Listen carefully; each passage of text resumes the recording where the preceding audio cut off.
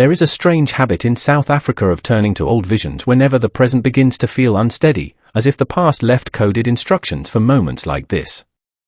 The figure people return to again and again is Siener van Rensburg, the farmer prophet who claimed to see pictures of the future like scenes projected onto the inside of his eyelids. Whether one believes in prophecy or not hardly matters anymore. His images have become a language of anxiety, a symbolic way of talking about a country that feels stuck between breakdown and reinvention. In 2026, the political atmosphere often feels like chaos. Coalitions form and fracture, promises dissolve into procedural fog, and ordinary people quietly build workarounds to survive the gaps.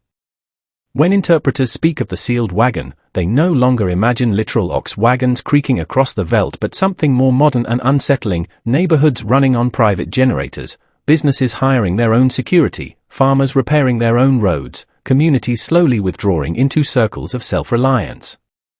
It is not rebellion so much as retreat, a closing of ranks driven by the suspicion that no one is really steering anymore.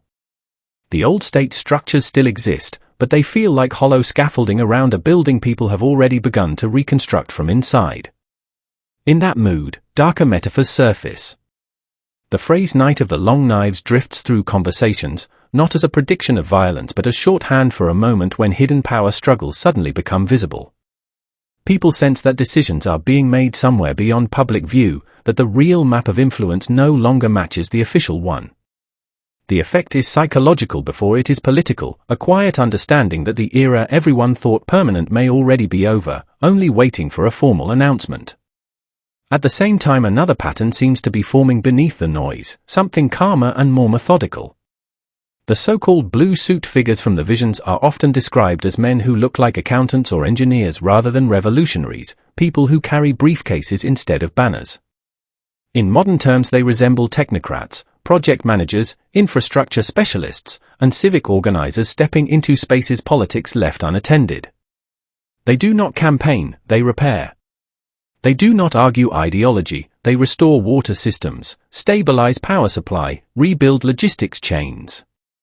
Their authority comes from competence, which in a tired society can feel almost supernatural. This emerging layer does not behave like a traditional movement. It has no anthem, no obvious leader, no headquarters. It appears in pockets, a municipality that suddenly functions again, a private-public partnership that fixes a port, a community safety network that quietly lowers crime without speeches or slogans.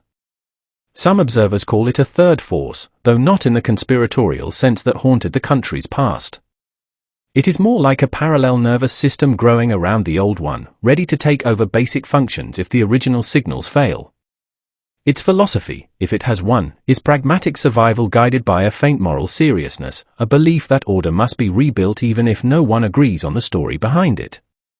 Those who read prophetic meaning into events watch for what they call the 7 bundles of hay, a sequence of exhausting crises that leave the population too weary for grandstanding and suddenly receptive to practical solutions.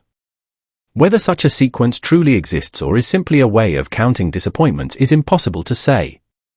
What is noticeable is the psychological shift that sometimes follows prolonged instability. Despair does not last forever, eventually it hardens into determination. People stop waiting to be rescued and begin constructing something sturdier out of what remains.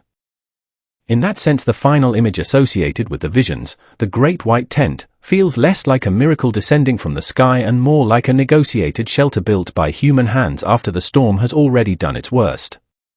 It suggests a space large enough to hold former enemies, a truce born not of forgiveness but of exhaustion and necessity. Peace, in this reading, is not a sudden transformation but a slow agreement to stop pulling the country apart long enough to rebuild it. So the old prophecies linger, not because they provide a timetable but because they offer a narrative shape to uncertainty.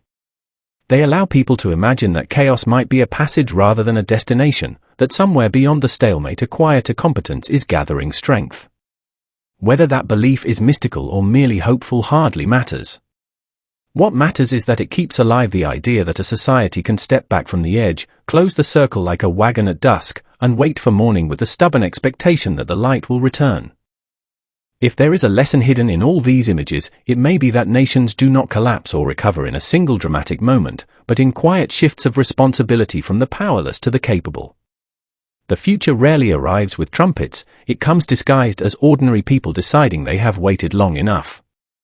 Perhaps that is what the old visions were really trying to say, and not that salvation would appear from the horizon, but that stability would be rebuilt piece by those still willing to carry weight when institutions grow tired. In that sense, the story is not about prophecy at all, but about endurance, discipline, and the stubborn refusal to let disorder have the final word.